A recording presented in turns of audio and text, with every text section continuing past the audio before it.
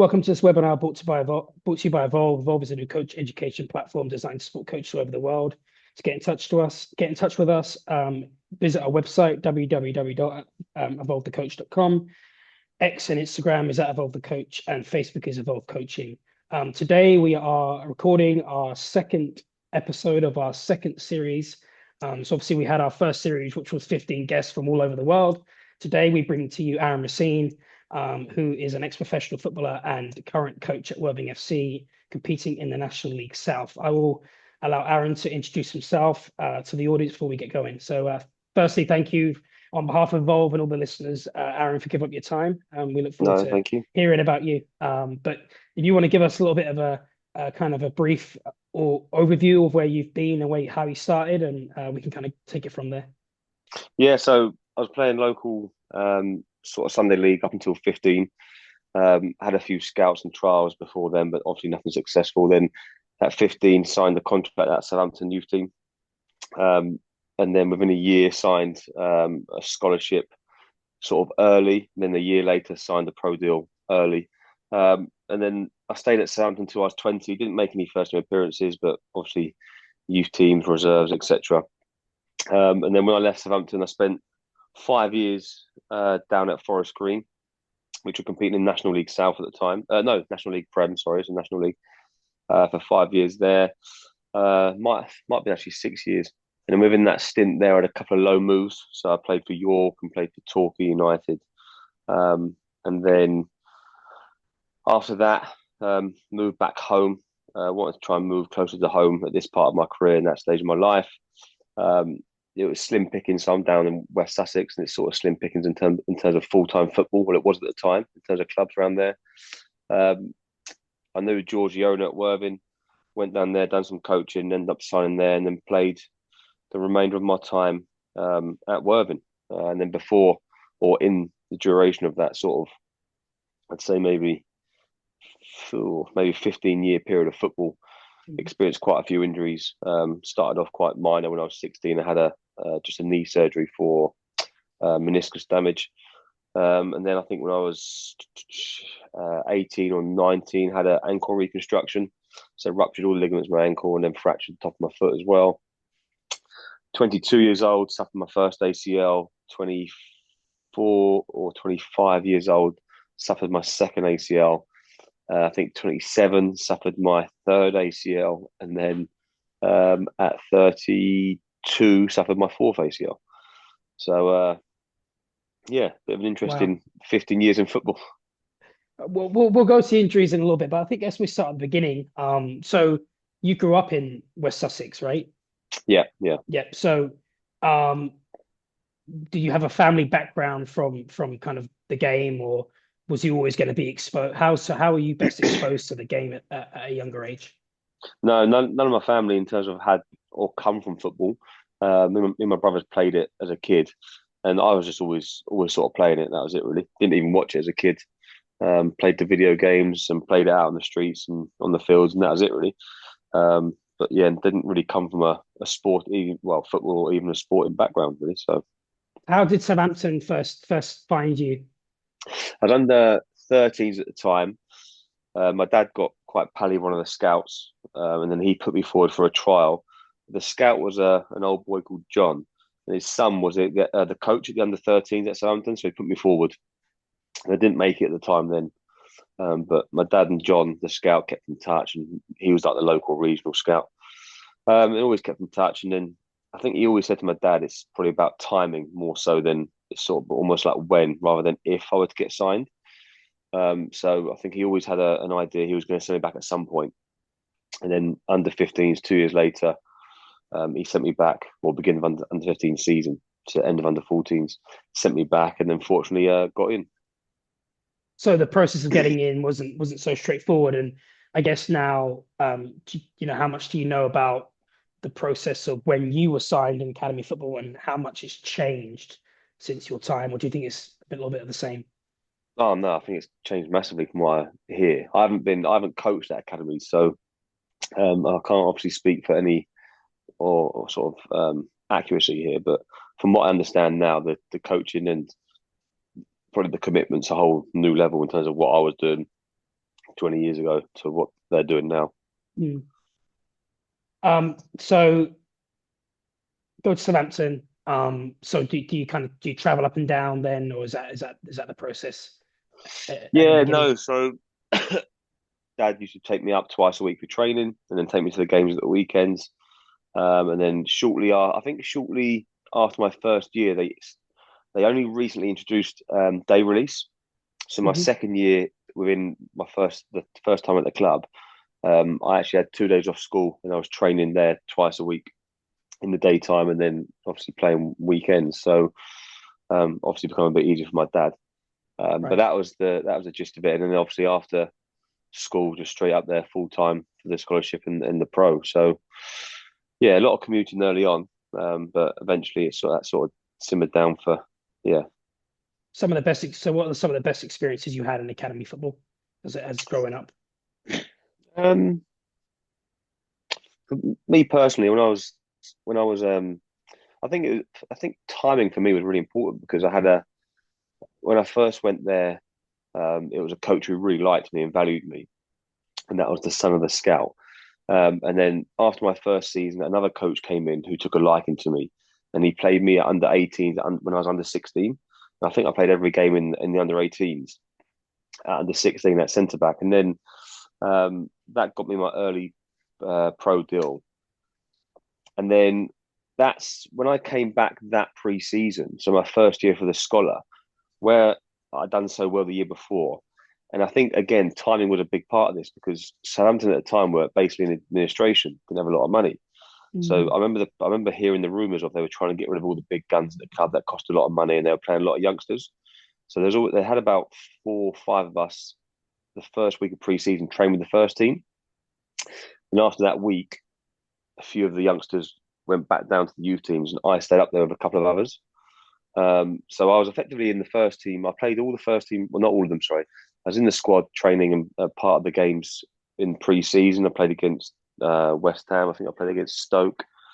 Um, and then the manager come out, and I didn't know this at the time. I only found this out after. But he came out in the local newspaper and said that I'll probably play this season for them. So at the time, 16 years old, training with the first team, playing the preseason games, and then manager says, yeah, he's probably going to play this year. But again, fortunate because they had no money, so they didn't really have a choice. They had first team players there. And then that's when I suffered my first sort of knee injury, which was minor, just a little bit meniscus work, so keyhole surgery, nothing long term. But it all sort of went not downhill from them, but just sort of plateaued a little bit. So after that first injury, I remember picking up little niggles. And then within that first year of my scholarship, so the years when I was 16, moving on to 17 years old, the club had an investor and then money came in.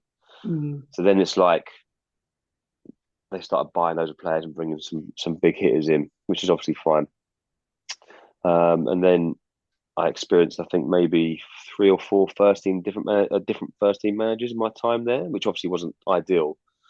Um, I remember Alan Pardew coming in, and I remember towards the end of one season, he said I wasn't in his plans, so I can go. And then, but I had a year left of my contract. I came back the following year, played pre-season with him, and then he liked what he saw, and then said, "No, you're back in the plans for the future." Um, so yeah, that's a little bit about sort of my journey as part of the youth, moving So the up first, through the so youth and so the so that reserves. first injury then stopped you from professional football at the time. Yeah, I think I look back in hindsight now, and you just think, what if? Because Mm. I dare say I'd play every game. It might have been one of those ones where you see youngsters and they just play like a handful of games here and there in the cups, What whatever. what league were It they in at the time? Was it like chat? I don't remember when Championship, it was yeah, championship, yeah. championship, yeah. So that's like one of the ones where you see, But you still get more. You got more exposure there though if you're in the team, right? Even if you're yeah, exactly, playing a little bit. 100%. So This is where, like, from my experience, it's like the timing and also being very lucky plays mm, is such a big part in football, such a big part. yeah. Um, and if I didn't get that injury, and I did keep progressing the way it was going, then I may have made a handful of first team appearances, may have made more. You never know. There might have been a first team injury to a starter. Mm. And then straight away you're on the radar from probably every club in English football because you're a 16-year-old playing the Championship at Southampton, who was a relatively big team at the time.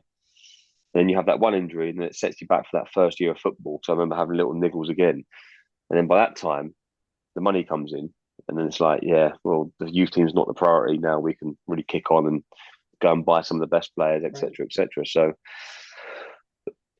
yeah, it's a bit of a obviously a bit I can imagine gutting. your journey being a lot different without that Yeah, injury. Then, yeah, completely you know, different. Yeah, whether I would have succeeded, you still don't know. But right.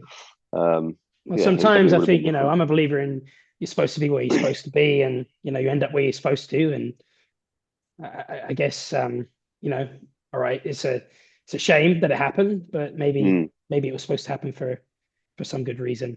yeah, yeah, So when did you get the move to Forest Green? So they were playing in the National League, you said at the time. yeah. So when I mentioned a minute ago how a new youth team manager came in at Southampton who played me into the 18s at under 16. He then got the job, first team manager job at Forest Green.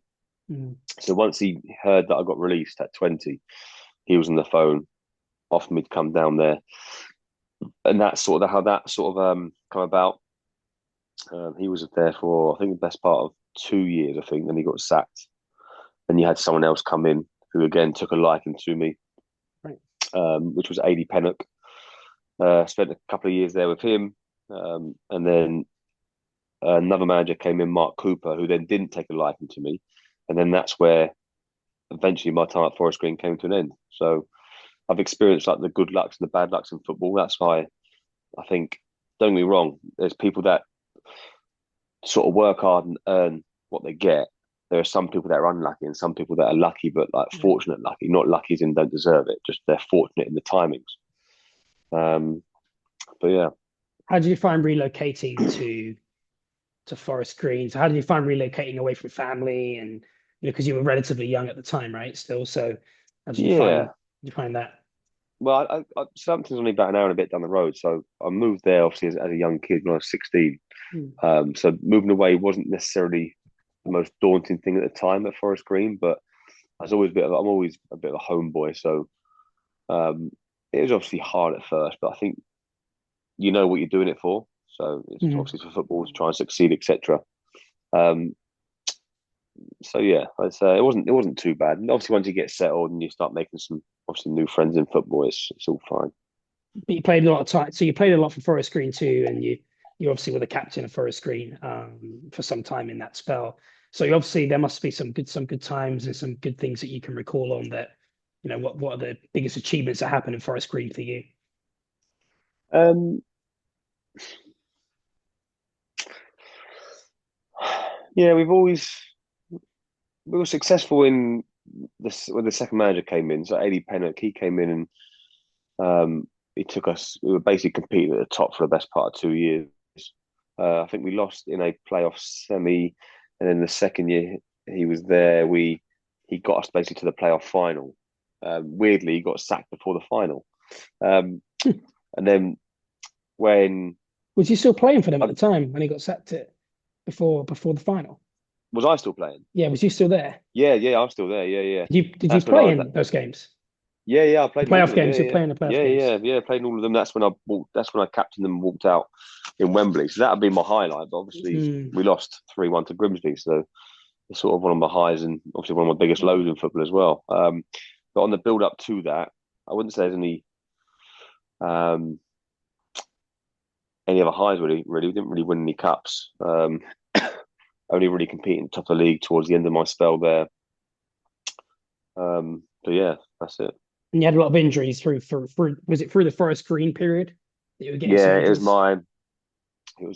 the first one was like I said 22, and then the second one I had was on during the time on my way out of Forest Green. So I remember doing my AC. Actually, I went on loan because the manager wasn't, like I said to you, the manager didn't really fancy me. The new one that come in, the last one. So that's when I went to a few loan moves just to go and play some games. And I went to Torquay. Then my first game, I done my ACL then.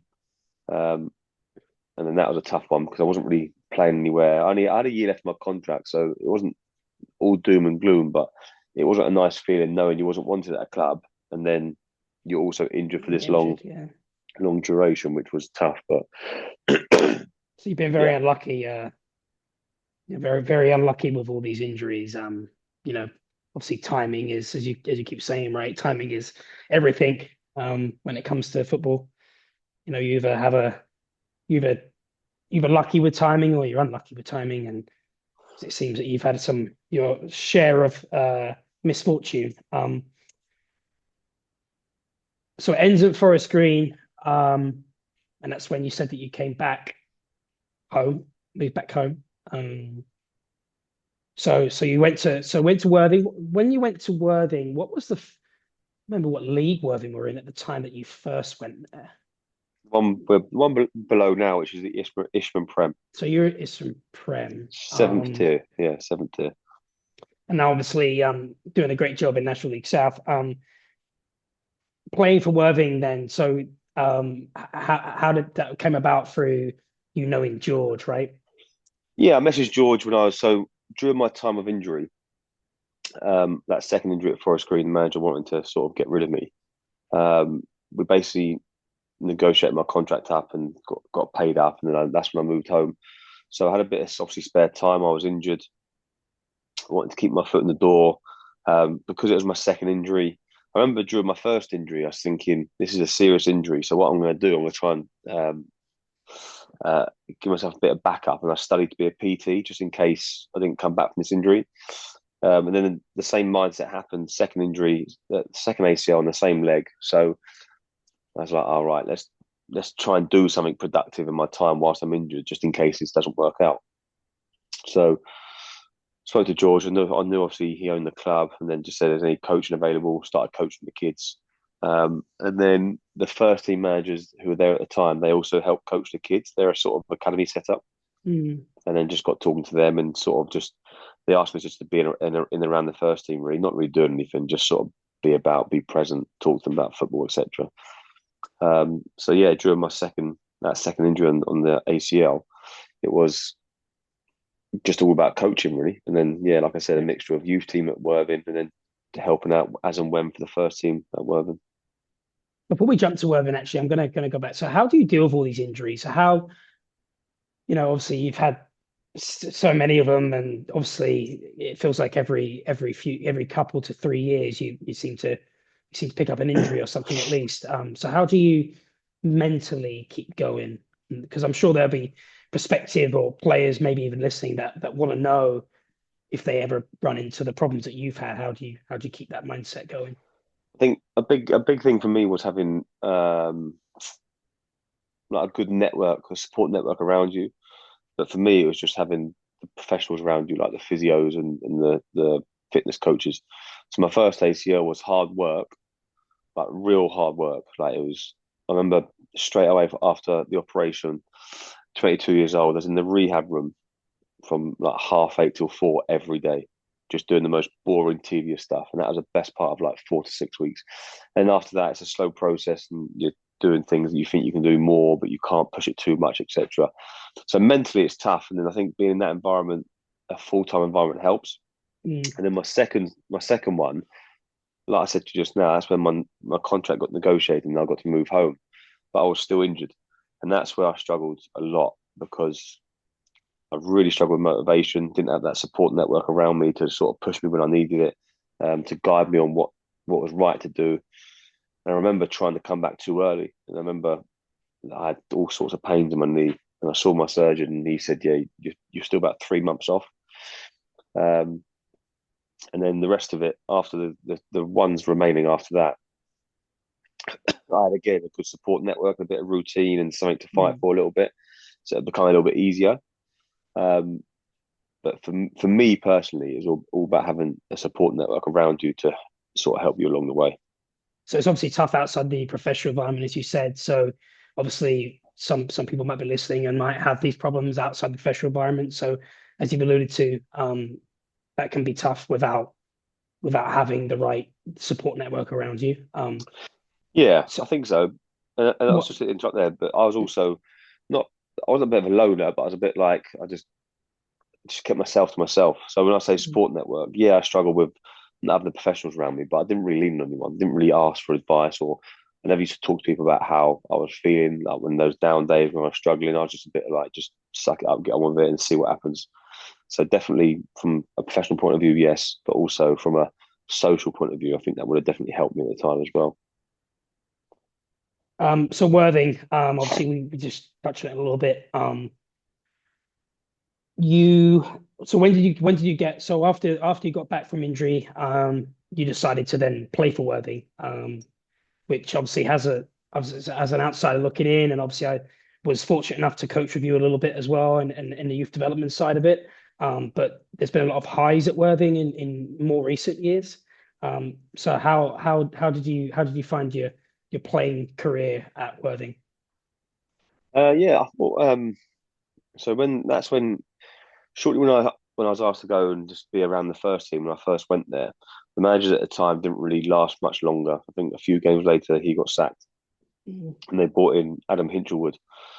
And then when he came in, he brought a sense of like professionalism to the club. And it wasn't to say the manager before didn't, but it just reminded me of a full time environment. And I think where he come from Brighton youth team, he was obviously used to that full time professional environment, to certain habits, etc.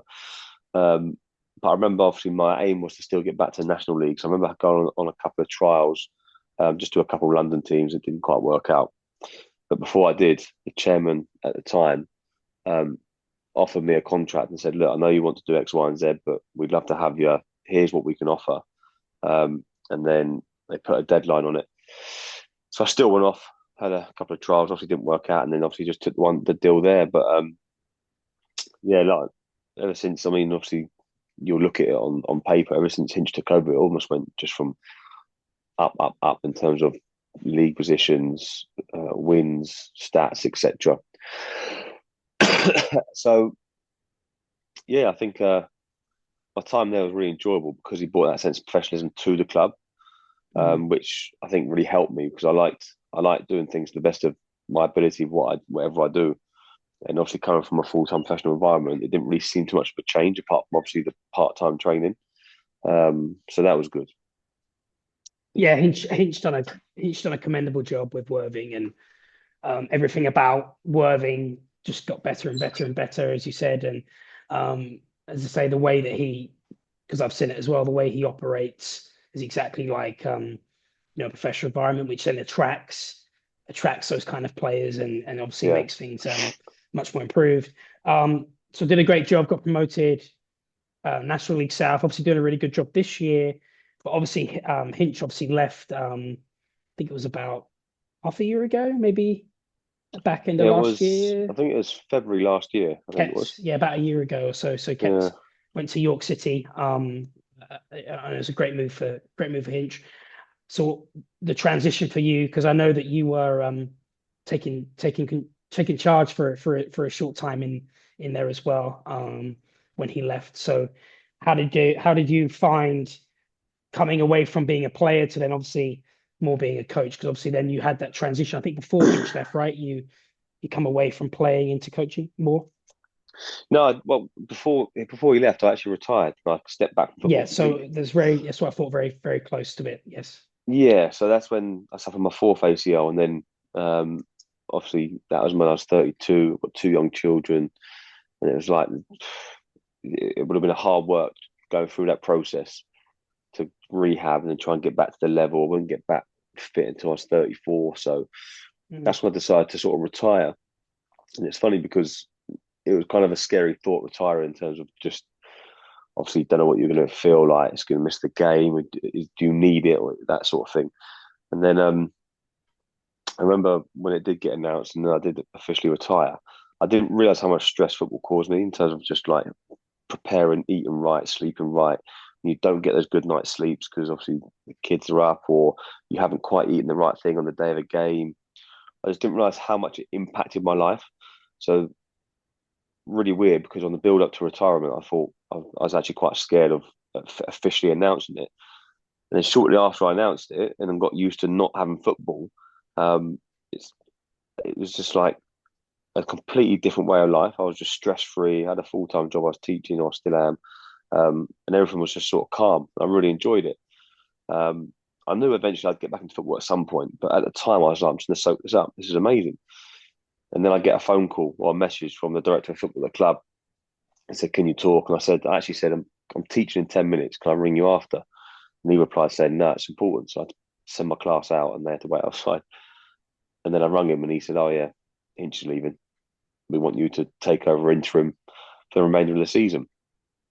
So obviously something I had to seriously consider in terms of how it's going to impact me. But I think deep down I was always going to say yes, just because I know it's a short-term thing and it's a great experience for me personally and a great Mm. learning curve. So the gist of it was after the phone call, we spoke, and then one of the old ex-players, Darren Budd, and then an ex-professional, Dean Hammond, who was doing some coaching at the time for the youth teams. Us three took charge until the end of the season, which was interesting. So obviously you're always going to say yes because you love the game. I'm interested about when you just said about not having to play and being stress free, and I think some people don't realize the professional game and how much players have to go through. Obviously people say that players have it easy sometimes. Oh, they have it easy. They get paid all this money and everything is great. They have a great life and they can do whatever they want, whenever they want. But obviously, it's not the case, right? You're very strict on your body, and so it's like you were going in that short time. It's like you were excited to it's like you go back to teenage life a little bit. You can kind of enjoy life and have less stress and not have to worry about what you sleep and what you're eating, all that kind of stuff. So that was interesting point you just made. Yeah, And it's obviously just people like don't it's realize just that. no, it's just one of the. I didn't realize it until obviously I stopped. I think a lot of players will realize that when they stop, but it's little things like obviously trying to. I try and do a particular gym training program once a week or twice a week, and trying to put that in there. And I think a big part of it was where I'd only recently started working full time alongside playing, so I try to juggle the both was actually generally quite hard. But yeah, it seems stupid, but trying to make sure I train at the right times and eat at the right times, and like I say, sleep at the right times, but without realizing it, how much actual stress that caused me, obviously on my body physically, but also mentally as well. But yeah, really, I found it really interesting after experiencing it as well.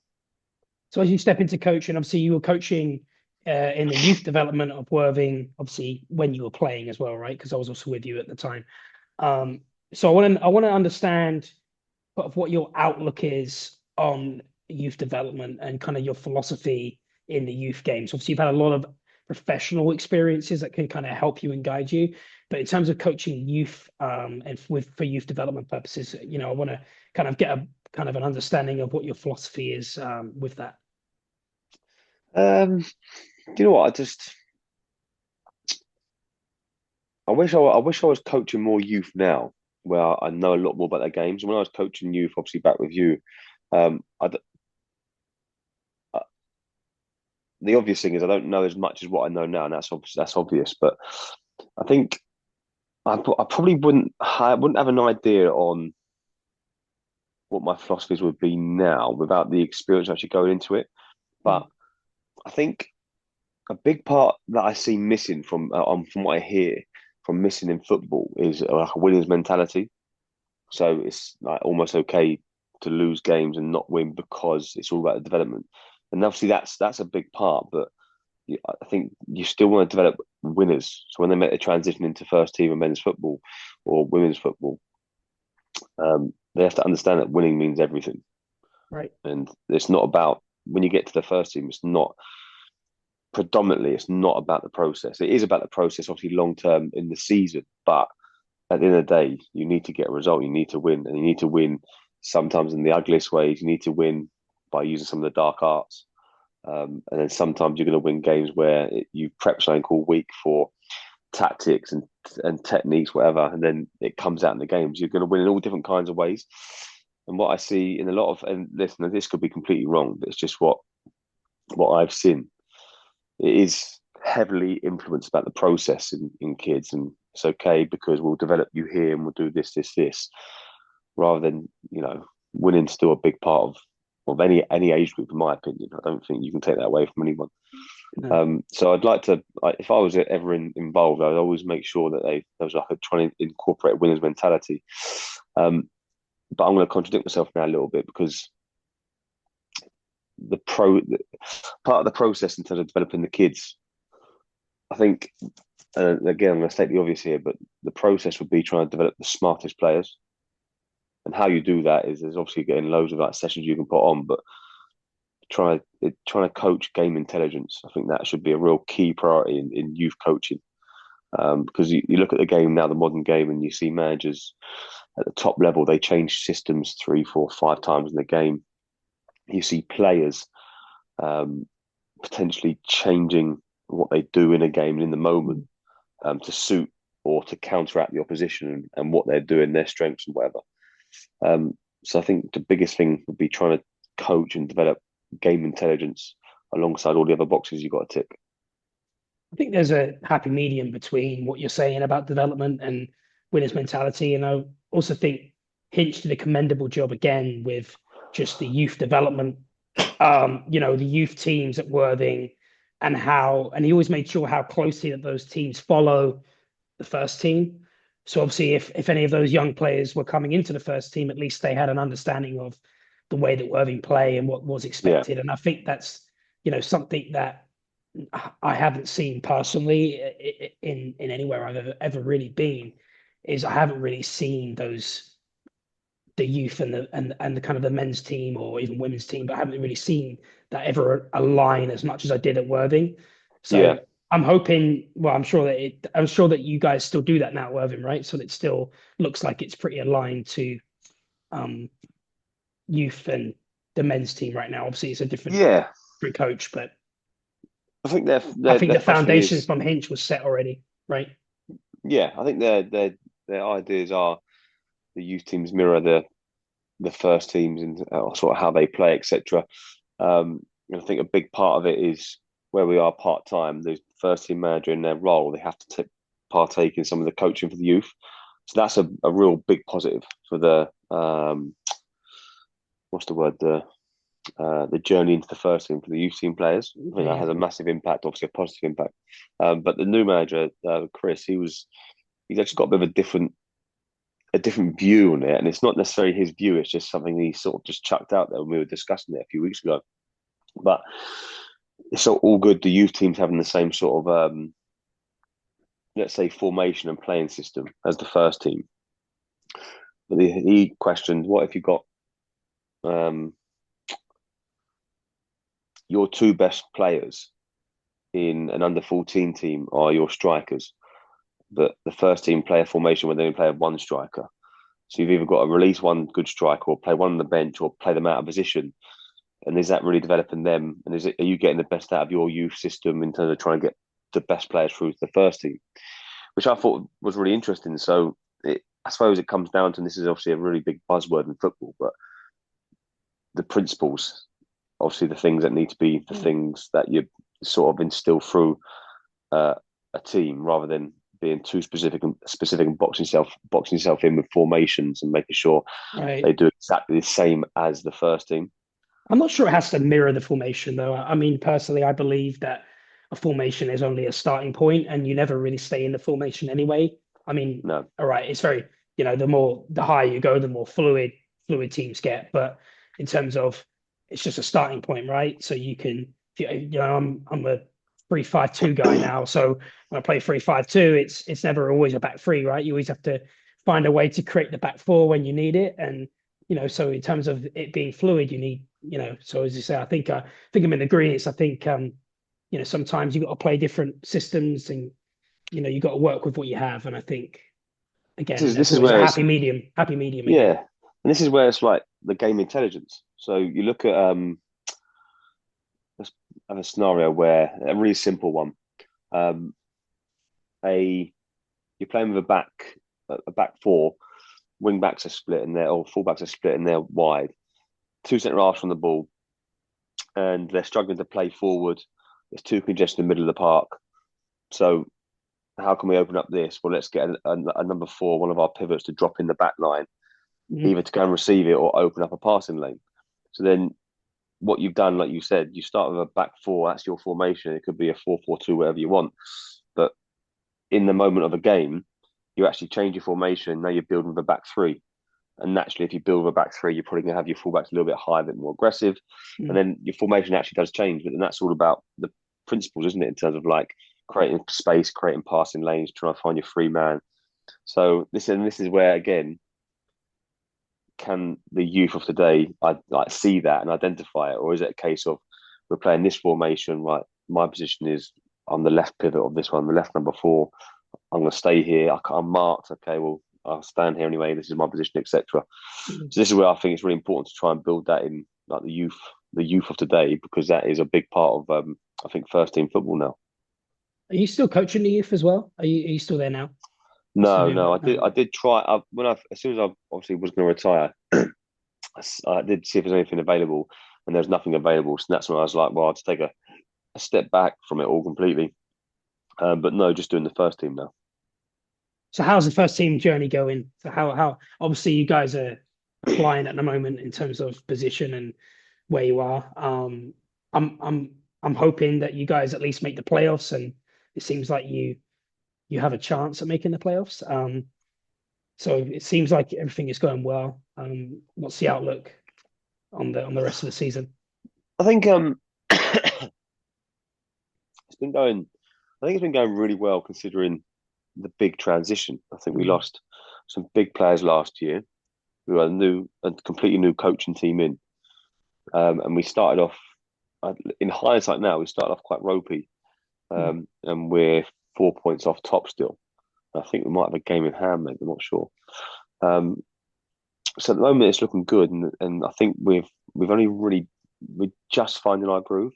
So I think we're in a good place. But yeah, it's just it's a whole. I just got a whole new insight now on what it's like to be on the other end of it in terms of in the dugout rather than on the pitch. It's so much more frustrating. Um, I can see so many more clear pictures in terms of from the side. I remember being a player and thinking in my head, like, what's the solution here? Why are we not being successful here? Why are they so much better than us in these last 10 minutes? This is where obviously you've got so many emotions you're dealing with during a game. But mm. obviously being on the side, yeah, I've learned a lot this season, 100%. So you're more frustrated on the sideline than as a player, you said, right? Oh mate, 100%, 100%. It's so much more frustrating. One, I think like yeah, I remember being injured and watching games, and you just get frustrated because obviously when everyone makes a mistake, you're the one who thinks you can do it all and you can do everything better. I think that's Right. just human nature. I talk to other players and they're equally the same. They get frustrated, but obviously when you're out there, obviously it's a lot harder than what it looks like. Um, but yeah, it is. It's so much more frustrating. I do find it a lot more frustrating when things aren't going right. You must see some clear similarities though when you're now on the sideline watching as obviously coaching on, but you must look at some players in situations and understand, but you should be able to give I'm sure you can give some relativity to their situations, right? So there must be some situations that arise in games that you've probably found yourself in as well as a player in the Yeah, past. yeah, I think so. Yeah, I think it's quite good. I think it's quite where I've gone straight into coaching from retiring. I think it's still quite fresh in my mind in terms of how a player thinks and how they feel. So Mm. I'd like to think I can offer some sort of help and guidance just purely from that aspect. Um, but yeah, I think I definitely see things which I think are quite, um, well, definitely see things which I know I can help with. Yeah. Mm. So I'm just gonna throw a last tricky question ish. So obviously the transition from player to coaching, but what's your biggest challenge that you've had as a coach? One of the biggest challenges you've been kind of exposed to. Do you know what? This is obviously a real personal one for me, but because I'm working full time and I have two young children, it it's the balance of trying to just get everything in and doing everything to the best of my ability. So right now it's just as a player you turn up. So part-time football, you train 2 evenings a week. You turn up at 6:15. You train at 6:30. You finish at 8. Mm. So you're there. You train for 90 minutes. You'll be there 15 minutes before and after, maybe half hour before and after. It's the best part of 2.5 hours of your day. Being a staff member, we get there. we if we're training at 6:30, we get there about half 4. We try and get there about half 4, so 2 hours before we train. Then when they finish training at half 8, we don't leave there. Well, I don't leave there till about 10, and that's me leaving early. They stay longer. So you look at the best part of like 5.5 hours on a training night. Um, after you've been to work, right? yeah, exactly. So straight from work, you go straight there. You're obviously discussing the session, you're discussing players, you're discussing tactics. And then if you don't get a chance to watch any footage there, which we never really do, then in your spare time at home, I've got to try and watch footage of our games back. I've got to try and watch opposition footage. If we ever get a player sent through, like if they're interested in coming or someone becomes available, can we have a quick look at this player, etc. Um, that's the biggest challenge for me personally, is just trying to balance that workload. And equally find it just as frustrating, because I feel like there's so much more I can give if I had the time, but I just can't for the minute.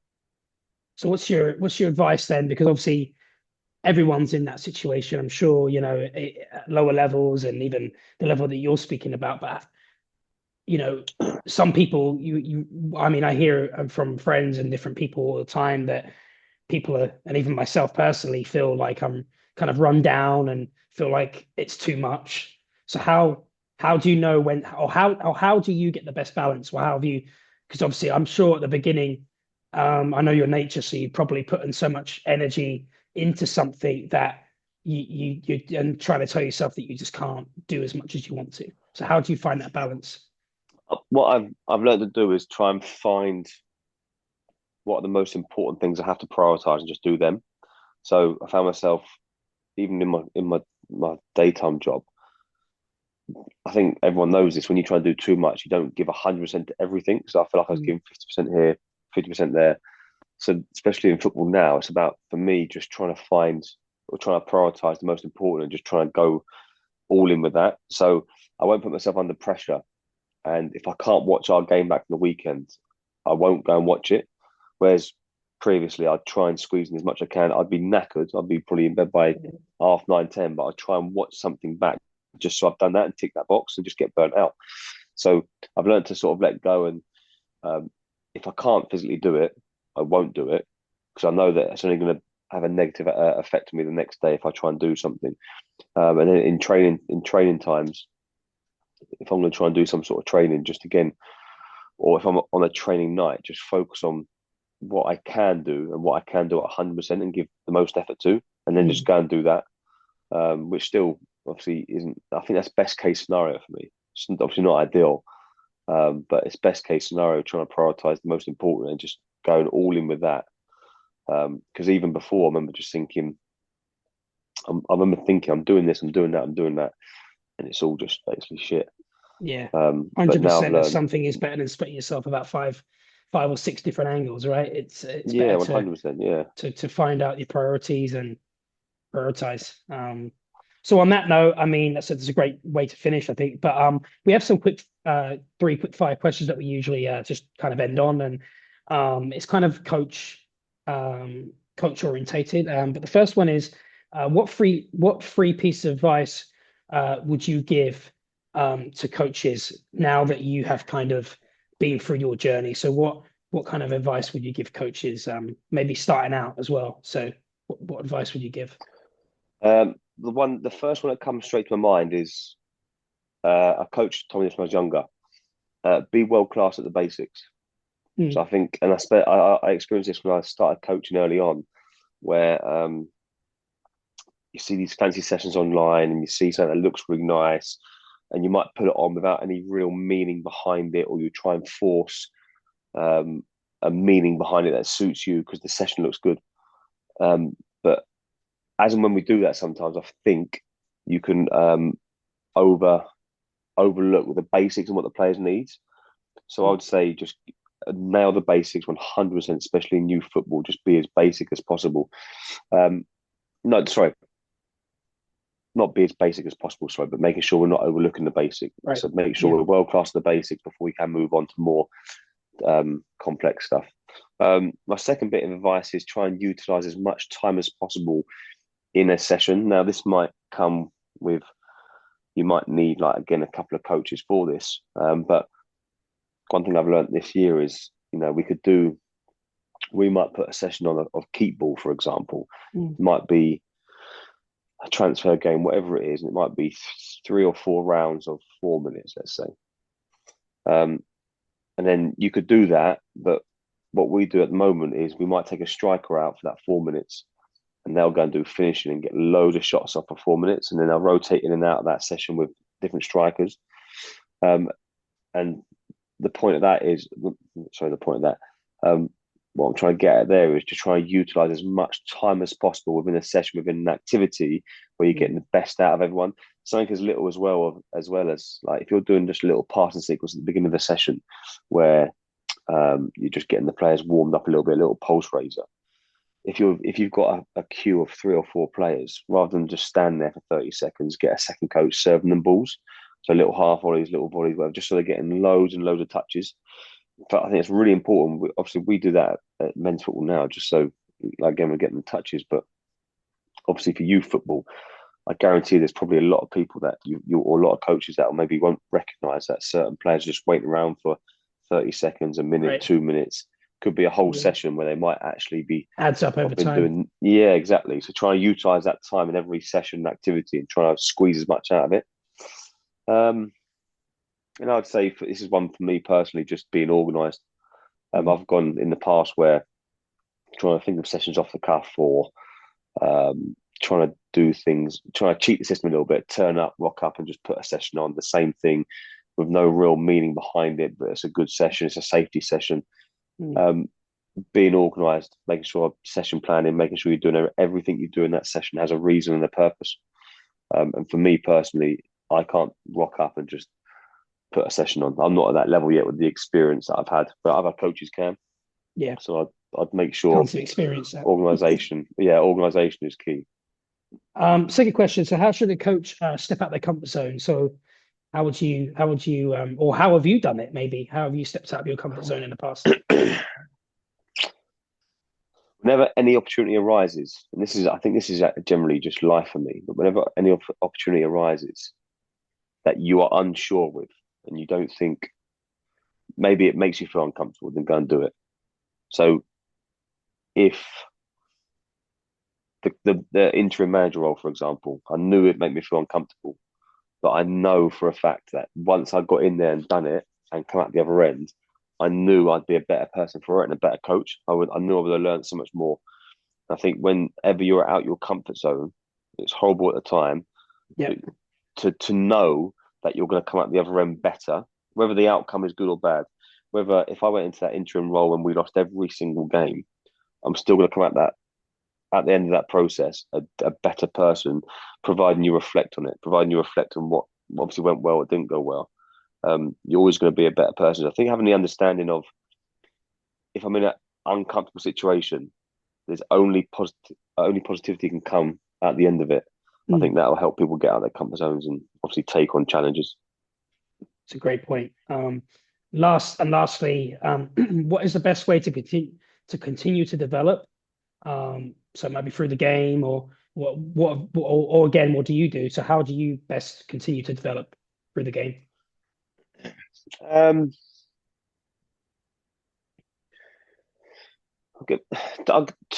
give two sort of different ones. One for development, I'd say a big one for me would be like setting goals and challenges consistently. So if I were to ever be a manager, I'd always have a plan on where I want to be within probably 5 years' time.